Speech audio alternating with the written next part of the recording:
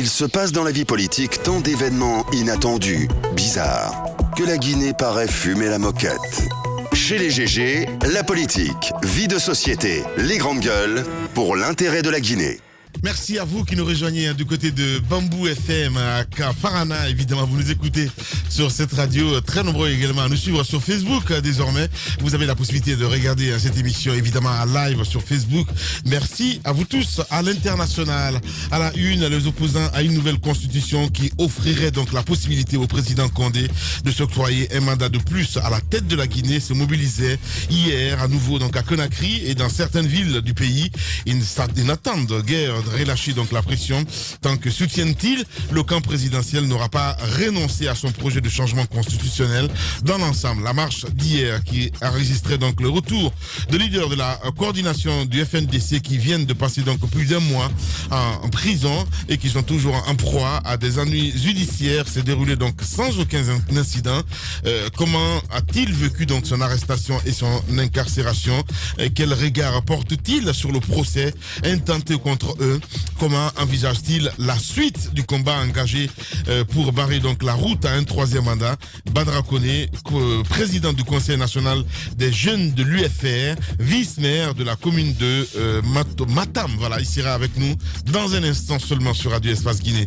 Et quelques réactions des auditeurs très nombreux à réagir ce matin avec entre autres Alpha Moussa Makadiabi évidemment, voilà, qui réagit. Bonjour Lamine, bonjour à toute l'équipe. Honorable Damaro a raison.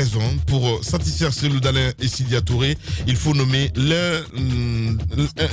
un président de la CENI et l'autre directeur des opérations. C'est une panique pour eux de voir l'engouement des citoyens à se recenser dans les fiefs du pouvoir. Ils n'ont que leurs yeux pour pleurer, mais ce processus suivra son cours normal. Bonne journée, c'est Alpha Moussa Makadiabi évidemment qui nous envoie ce message. Sur le 657 39 13 13, si vous le voulez bien, mon cher l'homme de nuit, avec ses auditeurs. Bonjour les GG, bonjour les vrais journalistes. Le chef de la marée jaune, monsieur Sano et compagnie, était au beau milieu de cette marée humaine. C'était exceptionnel. Les sorciers de Kindia hantent monsieur Talibi, même à Conakry, c'est une foutaise. Tout ça, Excellence Baldé, depuis Amdalaï, qui nous envoie ce message. Bonjour les grandes gueules, bonjour Espace. L'opposition et le gouvernement sont identiques, sont là pour les intérêts personnels. Dites-leur que de nous laisser réaliser nos rêves dans notre pays.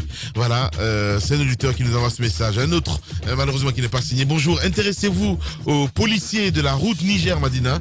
Eh bien, je dis bien que c'est des vrais arnaqueurs.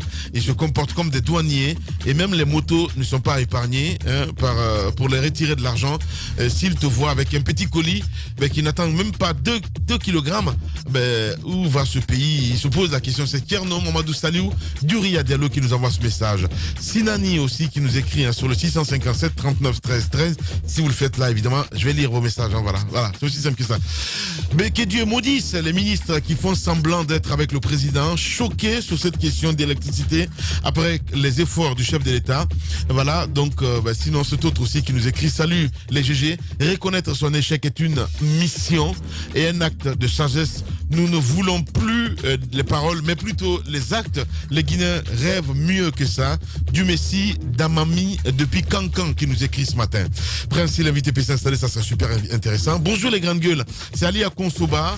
Le problème de la Guinée, c'est la RTG, RPG et EDG. Bonjour les GG. Souma Nabi qui nous écrit aussi, connu sous le nom de Dia Inox, l'artiste du peuple. Tout le monde intervient dans votre émission. Pourquoi vous n'invitez pas le professeur Alpha Condé, le président de la République, de venir s'expliquer à son tour la situation sociopolitique de notre pays? C'est en cours, mon cher ami. Bientôt, le président Condé sera dans ce studio. Allez, bonjour les GG. Bonjour, je suis actuellement en séjour au pays après 6 ans à l'étranger. Je vous assure que j'ai l'impression d'avoir trouvé un pays sorti de guerre récemment. Toute cette gouvernance ne reflète pas nos routes. Kierno qui nous envoie ce message. Un autre, M. Sidia semble trop pressé, trop présent sur le terrain ces derniers temps. Mais pourquoi c'est maintenant? Voilà, il pose la question. Bonjour la grande gueule, bonjour à Bakar. Je vous prie de vous intéresser aussi au secteur de l'eau, des quartiers où l'eau venait 3 jours par semaine. Ça ne vient plus. là-bas, c'est juste une catastrophe, c'est indigne ce auditeur. Bonjour les GG, je suis X, laissez-les faire ce qu'ils veulent avec l'électricité, mais nous n'entendons pas. Nous attendons qu'ils viennent nous parler du paiement des factures. Voilà, ce auditeur, voilà, carrément, c'est un acte d'incivisme, hein, carrément. Bonjour les GG, Mouktar, depuis Manéa, nous sommes dans un pays, dans un état voyou où la morale a foutu le camp. Voilà, sinon cet autre aussi qui rit. Je demande à M. Sidya Touré quand il était le haut représentant du chef de l'État, qu'est-ce qu'il a concrètement proposé avec sa politique? M'as-tu vu seulement, voilà, c'est de la boutarde. Oh mon Dieu, mon œil, c'est Mamadou Mandjou depuis Kerouané qui nous écrit ce matin. À Kerouané d'ailleurs, vous nous écoutez sur 99 en modulation de fréquence. Bonjour, monsieur Younoussa depuis Conakry, la corruption de hauts cadres qui détourne les millions ne marche pas. Donc voilà, sinon on reste toujours dans le sillage. Beaucoup de réactions ce matin avec les auditeurs. Ici Tanou Lumbe depuis Angola. Pourquoi nos leaders guinéens sont tout le temps scotchés sur le haut des chapeaux, des capots, voilà. Pourquoi ils marchent pas comme les militants, voilà. Pendant que les militants sont à pied, ils aiment prendre l'exemple sur le Sénégal. Le plus souvent là-bas, les leaders et les militants marchent ensemble. Alors prenons le bon exemple en appliquant les exemples. Merci, marchons vivants. Bonne journée à vous tous. Je pense que si elle a fait hier quand même. Hein. Voilà, allez, on y va avec cet autre message. Bonjour les grandes gueules, c'est Nabi depuis Kaloum. Monsieur Sidya Touré a donné le courant en son temps avec peu de ressources. Pourquoi les autorités actuelles ne parviennent pas à le faire? Voilà, c'est quoi le problème réellement? Il pose la question et je m'arrête là-dessus. Hein. Voilà, sinon cet autre, un dernier. Salut, pardon, demandez à Sidya Touré en 2020 s'il est élu président de la République, qu'il va parler dans les médias comme il le fait actuellement. Je sais très bien, les politiques ça change. Hein. Allez, on a notre invité dans ce studio, c'est bien sûr le jeune Badra Koné. Bonjour Badra. Bonjour Lamine. Alain Mané. On l'a fait. T'es toujours général ou pas? Ah, je reste général. Ouais, il est général. Ouais. Et la tenue. Laquelle des tenues? Ça a été celle que vous portiez ce jour-là. Le béret, tout ça. Béret, tout ça. C'était un accoutrement que je portais, une tenue militaire et conventionnelle. Et pourquoi tu portes les gaffes? Bon, écoutez, j'ai mal aux yeux. Ah, d'accord, ok. Tu as pris du gaz ou quoi? Tu regrettes. Non, hier, on n'a pas gazé. Tu regrettes l'acte de la veille de la première manifestation du FNDC, lorsque vous avez fait cette déclaration en tenue militaire avec un discours très ferme. Est-ce que, avec le recul, vous vous dites j'ai mal agi et je n'aurais pas dû faire cette déclaration en étant habillé en tenue militaire? Est-ce qu'avec le recul, vous regrettez l'acte? Bon, merci d'abord de m'avoir invité. Je suis content d'être dans l'une des meilleures émissions de la République de Guinée. La meilleure. La meilleure. Alors. Voilà, je voulais d'Afrique là. Voilà. Moi, je pèse mes mots en parlant. Ouais. Et Abouakar, je portais un accoutrement dédouané par la douane guinéenne au port de Conakry, vendu par les commerçants à Madina. Ouais. Les gens font amalgame. Je ne portais pas de tenue militaire. Ok. Une tenue militaire est conventionnelle. Ouais. C'est en Guinée qu'on peut imaginer que quelqu'un se permette de porter une tenue militaire alors qu'il ne soit pas militaire. C'est un interdit, ça, on ne peut pas le faire. Ouais. Ce que je portais n'a rien à voir avec une tenue militaire. C'était quoi? Je portais un accoutrement. Mais un accoutrement qui ressemblait très pour à une tenue militaire. Non. Une tenue aux couleurs de la tenue des militaires. Exactement. Un habit ou un habillement de la couleur des treillis militaires. Mais pourquoi justement? Les grandes gueules. Mais parce que tout le monde peut se le permettre, les artistes le font à l'endroit de journée, les hommes publics, tout le monde portiez aussi un béret. Ah non, sur cette image, je ne portais pas de béret, je portais un casquette. Une casquette, hein. Ouais. Aux couleurs de l'armée également. Oui, mais je sais que je dis. J'étais habillé. C'était une boutade. Je connais son erreur. Voilà, c'est Rome aussi. Non, mais je suis pas d'accord. C'était de la provocation. Je ne suis pas d'accord. C'était de la provocation. Écoutez, c'était même pas prévu que je fasse cette vidéo. Ok. J'étais venu parce qu'on recevait le président Sidya Touré. Ouais. Voilà, je suis le patron de la jeunesse de l'UFR. Ouais. Je viens, voilà, dire aux jeunes, écoutez, préparez-vous pour demain, nous après-demain, parce que c'était samedi, où j'ai fait la vidéo devant le siège de la commune, de la mairie, non, du moins du siège. Du siège. Moi, j'étais pas venu pour faire une vidéo. C'est devant le siège qu'on m'annonce que Sano est arrêté avec les autres. Arbitrairement arrêté. Voilà, moi, dans la foulée de votre arrestation, vous allez nous clarifier une chose. Vos relations avec l'ancien directeur général de la DPJ, M. Abdelmalik Koné, qui a été, vous l'avez appris, qui a été complètement limogé de son poste de responsabilité. Est-ce que ce qu'il a subi comme sanction est lié à la situation que vous avez vécue? On a appris qu'il aurait reçu des instructions fermes de sa hiérarchie pour vous mettre aux arrêts. Il aurait traîné les pas, ce qui donc aurait occasionné cette sanction qu'il a subie. D'abord sa suspension, puis récemment son limogeage. Bon, c'est juste une chose regrettable. Un cadre... C'est votre grand frère? Oui, de même père. De même mère. Okay. C'est mon grand frère. Malik est mon grand frère. Si, comme vous le dites, les cadres devaient subir cela en République de Guinée, c'est une chose déplorable. On ne peut pas, parce que ton frère est dans un autre camp, te faire payer, n'est-ce pas, ce que lui il fait. Mais vous l'avez compris que c'est pour cela qu'il a payé? Est-ce que vous-même, vous l'aviez compris? Vous savez pourquoi les gens disent que c'est à cause de cela? Parce que moi, j'ai été arrêté dimanche 13. Lui, il a été suspendu dimanche 13. Oui, le même jour. C'est le même jour. C'est juste quelques heures après. Exactement. Mais bon... Les grandes gueules. Est-ce que vous auriez, si vous saviez que ça pouvait arriver, est-ce que si vous aviez l'information que c'est lui, votre frère, qui devait vous mettre aux arrêts, pour qu'il préserve son poste, est-ce que vous auriez fait le pas vous-même pour vous rendre tout de même, pour vous rendre aux autorités, pour aller soit dans un poste de police, dire, ben, écoutez, je suis là, la gendarmerie. je réponds de la convocation ou voilà, je fais ce que vous voulez, puisque vous voulez m'arrêter, je suis là. Afin de préserver peut-être votre frère de tout ce qu'il a subi. Moussa Moïse, je voudrais d'abord dire que ils ont gaspillé des énergies. Parce que moi, je suis la 3e autorité de Matam. Il serait passé par le maire qui m'appelait. J'allais chez n'importe quel gendarme ou policier pour répondre. Ou moi, on m'appelait, j'allais répondre.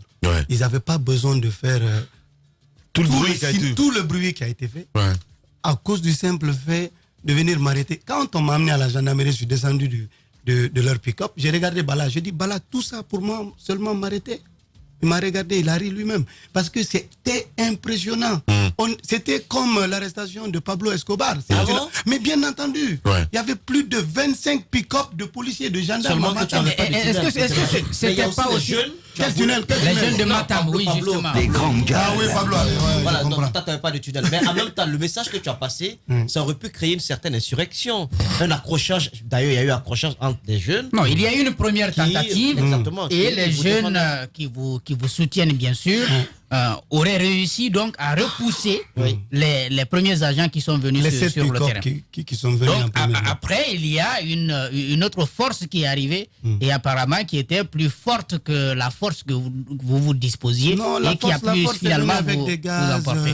Mais c'est quand même une force. Oui, c'est ça, pour gazer les gens dans le quartier, si c'est ce qu'ils appellent. Pourquoi force. vous avez appelé les jeunes à vous défendre? Ah, mais c'est ce qu'on dit, que vous appelez les jeunes à vous défendre. Moi, je suis un homme, je suis politique. Je suis dans un environnement où les gens m'estiment énormément, d'autres même beaucoup. Quand ils ont débarqué pour moi, on n'arrête pas. Pas pour autant qu'on peut appeler à l'insurrection quand même. Mais je n'ai pas appelé à attention. Mais vous n'allez pas voir. C'est le sentiment que plus vous n'allez pas voir à un seul moment où j'ai appelé à l'insurrection. Dans la vidéo que j'ai faite, les gens font amalgame. Écoutez, moi je sais tout ce que j'ai dit. Vous savez, nous sommes éduqués de sorte que les gens pensent que tout n'est pas à dire, que le chef est l'extraordinaire personne que Dieu a fait débarquer sur nous. Non, ce n'est pas l'esprit de la démocratie. La démocratie dit que nous avons voté pour quelqu'un, nous lui confions quelque chose et puis voilà, c'est ça. Bien. Ça, c'est une chose qu'il faut savoir. Bien, Badara Koné, notre invité ce matin. Allez-y, Cette Antoine. vidéo, je l'ai suivie en direct, Badara Koné. Est-ce qu'on peut dire que aujourd'hui, après la prison, plus d'un mois, Badara a commis des erreurs dans cette vidéo? Parce que vous avez dit, par exemple, qu'ils vont tuer tous les jeunes pour vous atteindre dans la vidéo. Non, ça, c'est attention, il y a eu... Ils vont marcher sur le corps de tous les jeunes. Il y a eu grande gueule. Oui. Attention. Celle-là, je l'ai suivie. Celle-là, c'est quand la première équipe est venue gazer, blesser les gens, repartir. Oui.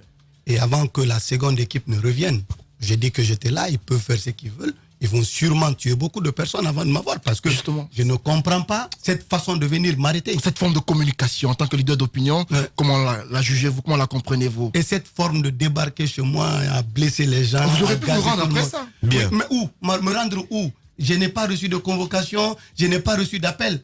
Vous voulez que j'aille où?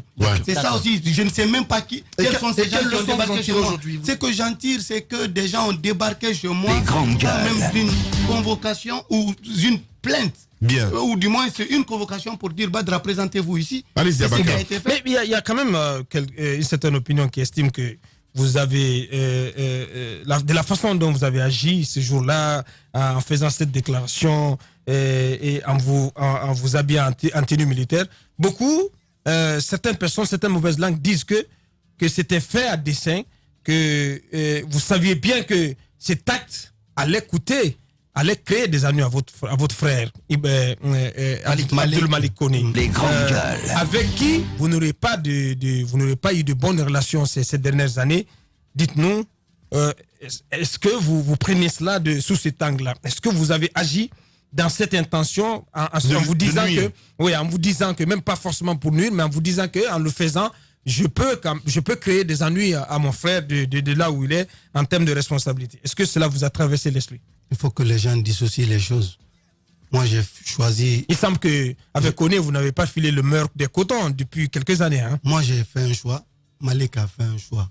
Malik a choisi d'être policier et travailler pour la République. Moi, j'ai choisi d'être politicien, travailler aussi pour la République. Chacun a un chemin.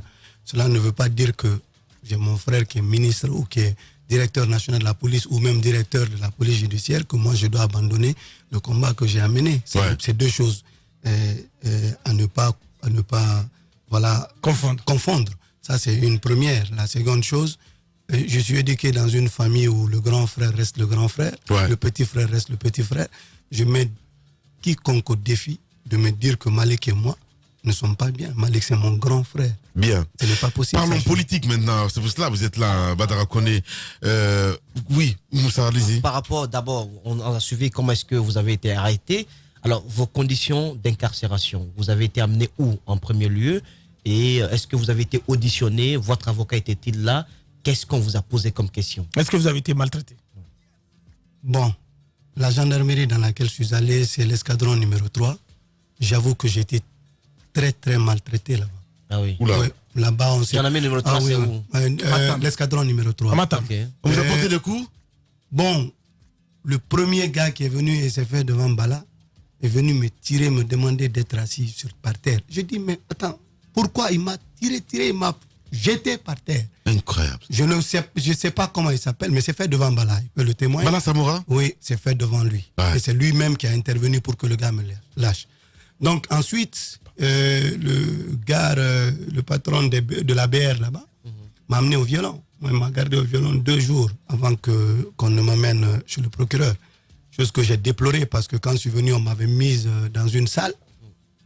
J'ai cru être là jusqu'à ce qu'on m'amène chez le procureur. Mais il a donné instruction de m'enlever là, de m'amener au violon. Je suis allé, j'ai dormi 2 jours au violon avant d'aller voir le procureur. Mais ensuite, quand je suis arrivé à la maison centrale, écoutez, j'ai trouvé une autre situation. Je retrouvais Sano, qui a été comme un père spirituel pour moi en prison. Ouais. J'ai retrouvé les autres, Koundounou, j'ai retrouvé Ibrahim, j'ai retrouvé Bailo, j'ai retrouvé Bill de Sam, j'ai retrouvé Eli, Kao, j'ai retrouvé... j'étais venu avec des gens aussi. On était nombreux, les personnes qui ont été arrêtées chez moi et tout. C'était bien. Voilà. En prison, on a décidé de faire une chose. De ne pas se laisser abattre. Ouais. Et les gens étaient impressionnés de trouver qu'on était tout le temps gai, tout le temps content, et qu'on n'avait pas de problème. Donc voilà, ceux qui nous ont amenés en prison ont eu plus de problèmes que nous qui étions en prison. Ça, je peux vous l'avouer. Les gens avaient du mal à vous rendre visite, à avoir accès à vous.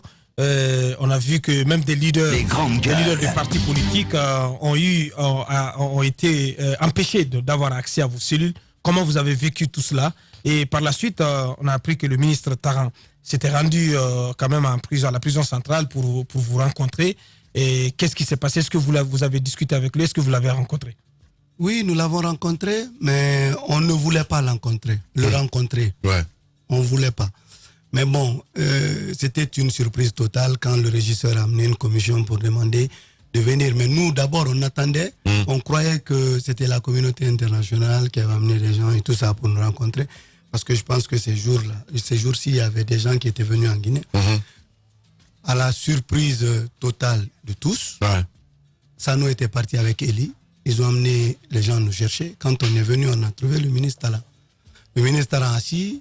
C'est Sano qui a été le porte-parole. Sano a parlé. Et ensuite, je crois que j'ai dit que... Il a demandé si personne n'avait plus rien à dire. J'ai dit que, écoutez, quand Sano parle, c'est bon. C'est la voix de tous.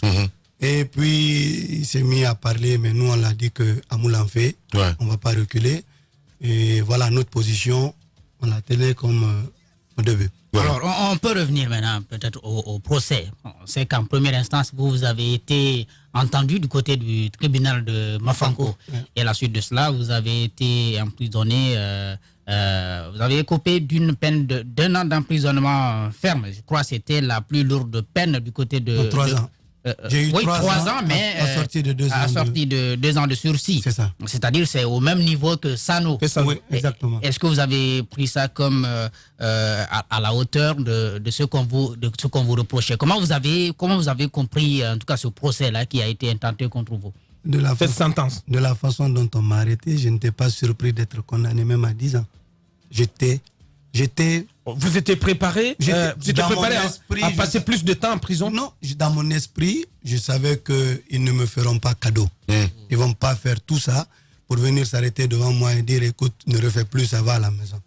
Je ne m'attendais pas à ça quand même. Je savais qu'on allait me condamner. Et quand on m'a condamné, je me rappelle d'un matin, la visite de la famille. Ma grande sœur qui était venue d'Abidjan parce qu'elle est choquée par tout ce qui arrive en famille. Elle vient me rendre visite avec l'aîné de ma famille, qui était d'ailleurs aussi arrêté avec moi, qu'on a relâché après. Assis, j'avais fait déjà 1 mois. Le régisseur sortait de son bureau. Ma sœur me dit, faisait des doigts pour moi, pour la sortie et tout ça. Je ris, je dis, attends. Je dis, monsieur le régisseur, dites à ma sœur que j'ai fait 1 mois, il me reste 11 mois de ne pas s'en faire et retourner à la maison. Ah, ça les a touchés. Et moi, j'étais en train de rigoler. J'étais en train de rigoler parce que, sincèrement, dans mon esprit, j'avais fait 1 mois, il me restait 11 mois. Moi, je suis étonné d'être dehors. Ça, je vous dis la vérité. Mais aussi, il faut savoir que les choses dans la vie, il faut leur prendre avec force. Justement, j'entends un peu d'Addis dans ce studio ce matin. Quand vous sortez de prison comme ça, qu'est-ce que ça fait à la fin du compte? Parce que vous attendez à faire 11 mois, l'esprit déjà préparé. Quand vous rigolez, c'est pour dire, ok, de toute façon, quoi qu'il arrive, comment dire, cet esprit maléfique n'allait pas me gagner, c'est comme ça je le dis. Ça fait quoi quand on a passé 1 mois en prison et puis se retrouve au hasard, je ne veux pas dire au hasard comme ça, dehors? Qu'est-ce que ça fait dans la tête? On revoit les choses autrement? Non, écoutez, ce qui m'a sorti au dehors, c'est parce que je mène un combat au nom d'un peuple ou au nom d'une population. Non, personnellement, qu'est-ce que ça fait dans la tête, Badara? Est-ce que ça vous change? Ça change la manière de voir les choses ou peut-être réfléchir avant de poser des actes? Non, je suis allé quelque part où je n'étais jamais allé dans ma vie. J'ai su des choses que je ne savais pas. J'ai appris des choses que je ne savais pas. J'ai connu des gens que je ne connaissais pas. Je suis resté dans un environnement dans lequel je n'avais jamais été. Voilà, je vous êtes fait des amis aussi. Ah oui, plein d'amis. Oui, mais ça fait quoi justement? Des geôliers. En conclusion, vous ne Les grandes gueules. Quel acte de cette façon? L'acte de vidéo portant une tenue militaire. Non, mais écoute, vous ne le referez plus. Je ne portais pas de tenue militaire, je vous dis. Bien, on va essayer d'évoluer. Avant d'aller sur le débat, le combat sur la Constitution, comment vous avez, quel regard vous avez porté sur le combat qui a été mené dehors par le FNDC, par tous les leaders des partis politiques pour quand même obtenir votre libération et toute la bataille qui a été celle de vos avocats, comment vous avez apprécié tout ceci? Est-ce que vous avez le sentiment que sans ces batailles, sans l'implication, la détermination du FNDC, vous ne serez pas encore en train de croupir en prison? Bien entendu. Ça, je suis d'accord. Et laisse-moi te dire que c'est ce qui nous a rassurés. Galvanisés. Ouais. On était rassurés. Très rassurés du fait que nous avons lancé du soutien. Nous avons lancé une idée et c'est devenu un état d'esprit. Ouais. C'est ce qui était important. Rester en prison n'était plus un problème. Le combat au dehors, mené comme nous avons souhaité mener, c'est ce qui nous rassurait. Et ça nous a fait plaisir de voir tous les jours les populations guinéennes dans la rue pour réclamer le non-troisième mandat et la libération des warriors de la République. Ouais. Des Warriors. Les Warriors. Il y a que vous n'étiez pas seul, vous l'avez dit, à séjourner à l'hôtel 5 étoiles de Coronti. D'autres jeunes vous ont accompagné. Ouais. C'est quoi leur sort? Oui, ils sont là, les avocats sont en train de travailler dessus. Les grandes gueules. Il y a eu... Au nombre de combien? Je n'ai pas le nombre exact mais je pense une dizaine? Non, c'est plus. Ah oui? Une cinquantaine de personnes sont encore aussi bien à Conakry qu'en province. Oui, une cinquantaine de personnes sont encore en prison. Vous savez, il y en a qui ont été condamnés pour 2 mois, d'autres 3 mois, d'autres 6 mois, j'en passe. Mais pour la plupart n'ont pas interjeté appel. C'est ce qui fatigue un peu le mais il y a quelque chose. Vous n'aviez pas des mêmes avocats? Vous n'aviez pas un même type d'avocat? Vous savez, c'est fait en un moment où les avocats ils étaient nombreux, c'est vrai, mais il y avait il y avait trop de problèmes. Trop de problèmes. Il y a quand même quelque chose qui étonne. Et je crois qu'on avait posé la même question ici à Abdourahmane Sano. Bon, vous êtes leader, vous êtes connu, on s'est battu pour vous, et c'est vous qui sortez. Alors que si vous avez aujourd'hui cette popularité-là, c'est parce qu'il y a ces jeunes-là qui croient en vous, ces jeunes qui sont aujourd'hui en prison. Est-ce que vous ne pensez pas que la meilleure démarche qui devrait être la vôtre, c'était de faire en sorte que vous devriez forcément sortir de prison avec tous ces jeunes-là? Voilà, je vais vous aider. D'abord, vous allez être impressionné par ce que je vais dire. Quand on relaxe les gens au tribunal, pour la plupart rentrent chez eux. C'est l'objectif. Quand on nous a dit qu'on était en liberté, la première chose que nous avons faite, c'est de repartir à la maison centrale. On était reparti voir les autres, les rassurer qu'on partait, c'est vrai. On allait se battre pour le faire sortir. Et quand on est arrivé, vous savez ce qui s'est passé? Nous avons remué terre et ciel, on n'a pas voulu qu'on rentre parce que les autorités là-bas avaient peur que nous rentrons et refusaient de sortir sans les autres. Ça s'est passé. Après, le tribunal, nous sommes venus à la maison centrale. Je continue. M'en vais vous dire que même ce matin, je suis convaincu que Abdourahmane Sano a appelé nos avocats pour leur demander le sort des autres. Et on est en train de travailler dessus. Bien. Quand on est sorti aussi de la salle d'audience, nous sommes allés directement dans le bureau du procureur général de la République avec lequel on a parlé de la situation des jeunes qui étaient aussi incarcérés dans les différentes prisons. Monsieur Koné, il y a que le combat pour lequel vous êtes allé en prison, ce combat, vous continuez à le porter, vous continuez à le mener sur le terrain. Pas plus tard qu'hier, vous étiez encore dans les rues, vous appelez à une mobilisation. D'abord, comment vous observez le niveau de la mobilisation? C'était l'acte 6 hier. Depuis l'acte 1 jusqu'à hier, est-ce que vous pensez que le niveau de la mobilisation reste intact? Ou bien vous pensez qu'il y a plus de Guinéens qui viennent grossir les rangs de vos partisans à chaque appel à manifestation? Et comment vous regardez le fait aussi que les partis politiques membres du FNDC aient accepté d'aller quand même se rasseoir autour d'une même table de dialogue avec le gouvernement après plus de 20 morts dans vos rangs. Comment vous jugez cet acte? Bon, d'abord... la mobilisation. Les grandes gueules. Est au top. Hier, devant et derrière moi, je voyais que du monde. Il y avait énormément de monde. Et j'étais impressionné par cette sortie massive des militants du FNDC. Donc, pour la seconde question, moi je voudrais qu'on dissocie les deux. Les autres sont politiques et le FNDC, c'est plutôt social. Le combat est social. Donc, les politiques, il ne faut pas oublier que les politiques ne peuvent pas refuser d'aller dans des discussions comme celle qui est en train de se faire maintenant, à cause des autres qui nous regardent, l'opinion internationale. Ouais. Quand on refuse d'y participer, ça fait un problème. Ouais. Parce que c'est ça aussi le problème. Il faut qu'on dissocie les deux. Moi, aujourd'hui, mon combat, c'est non au troisième mandat. Je l'ai dit à Lamine tout de suite à Moulanfé. Je dis à Lamane. À Moulanfé. Allez-y. Oui, je suis de l'UFR, c'est vrai. Les grandes gueules. Intéressons-nous au cas de la mairie de Matam. Ouais. Vous êtes l'un des responsables de cette mairie, premier vice-maire, mais deuxième vice-maire plutôt. Et vous avez appris toute cette saga autour de du maire issu donc des rangs de l'UFR. Donc des accusations de détournement portées par un conseiller communal de l'UFDJ. Là, nous parlons de services donc au bénéfice des populations de Matam. Qu'est-ce que vous savez de ces soupçons de détournement, de la gestion de la mairie, du rôle que le maire a joué dans cette histoire, et vous, en tant que quand même responsable de cette commune, est-ce que vous avez demandé des comptes? Est-ce qu'on vous a associé à toute cette gestion? Bon, d'abord, je ne vais pas vendre la peau de l'ours avant de l'avoir abattu. Demain, il y a une plénière. Et suite à cela, vous serez tous à la commune, informés. Oui, à la commune. Ouais. Les conseillers se retrouvent demain.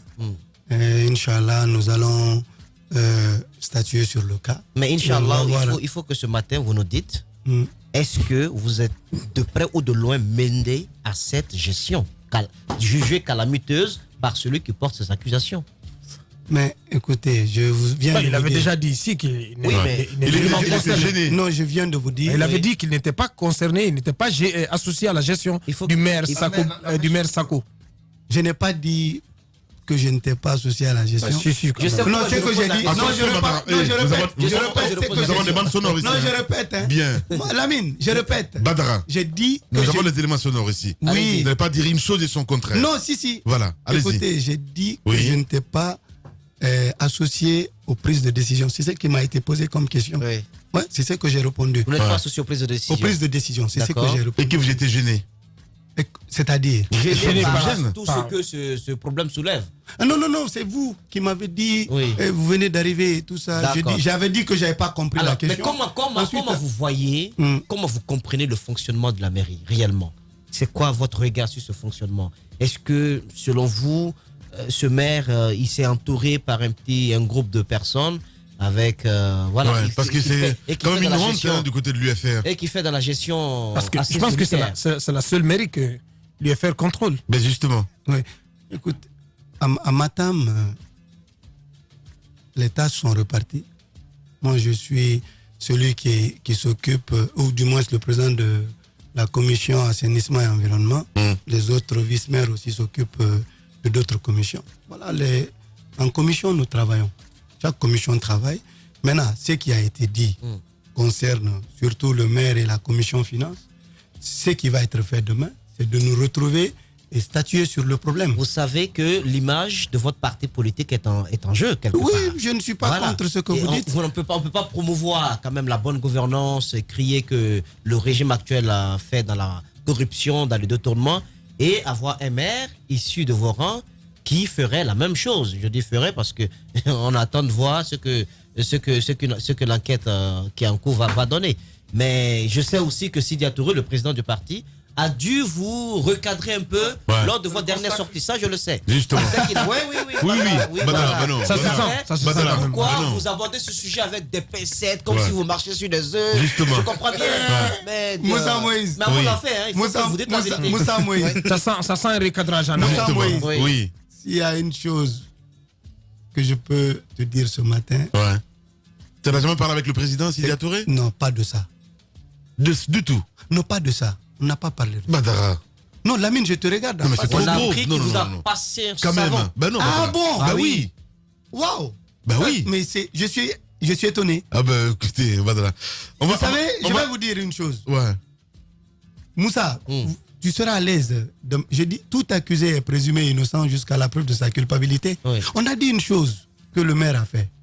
Au fait, attendons demain, à la sortie de la plénière. Mais c'est grave ce que vous dites ce matin, Badara. C'est-à-dire? C'est comme si vous n'étiez au courant de rien du tout dans cette affaire. Non, quelle affaire? Mais l'affaire de Matam, justement.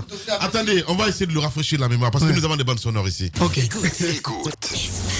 Ça s'est passé dans les grandes gueules. Sur Radio Espace Guinée. Allez, nous allons partir sur le terrain. Badara Koné, en direct, Moussa Moïse. Les grandes gueules. Ali Badara Koné, bonjour, bienvenue dans les grandes gueules. Bonjour la famille, comment vous allez? Bien, on sait que vous sortez fraîchement de l'hôtel 5 étoiles de Corenty, mais qu'à cela ne tienne, il faut qu'on vous pose cette question. La vie politique est en mouvement. Le maire de Matam, donc un maire issu du rang de votre parti politique, l'UFM, est accusé donc de détournement de fonds par un conseiller donc du conseil communal. Est-ce que vous connaissez ce dossier et qu'est-ce que vous avez à nous dire là-dessus? Ok, écoutez, moi je sors fraîchement de l'hôtel 5 étoiles, comme l'a dit Moussa Moïse. Je maîtrise pas encore la situation qui est le sujet du débat aujourd'hui, parce que je n'étais même pas là l'émission. Donc, je voudrais comprendre qu'est-ce que M. Youssouf reproche à M. Sako Mamadouba, parce que je ne comprends pas bien la situation. Je ne vais pas mentir, je ne suis pas associé à toutes les décisions. Ça, je peux vous donner la garantie. Pas du tout. Je ne suis même pas associé à des décisions. Donc aujourd'hui, le constat que vous faites, c'est que c'est une gestion unilatérale, solitaire, qui est en cours à la commune de Matam, de la part du maire. Si on peut appeler ça comme ça, mais de toute façon, ce qui est sûr est que ma main sur le Coran, monsieur le maire ne me consulte pas pour ses décisions prises. Ça, je peux vous l'assurer. Ça, je vous donne la garantie. Ouais. Badara Koné, merci beaucoup Badara. C'est moi qui vous... On va vous inviter ici à la radio pour une autre. Merci beaucoup Badara et surtout bon courage. Merci beaucoup. Allez, merci. Au revoir. Merci. Tout homme qui fera profession de rechercher la vérité et de la dire sera toujours odieux à celui qui exercera l'autorité. Condorcet. Bienvenue chez les GG sur Radio Espace Guinée.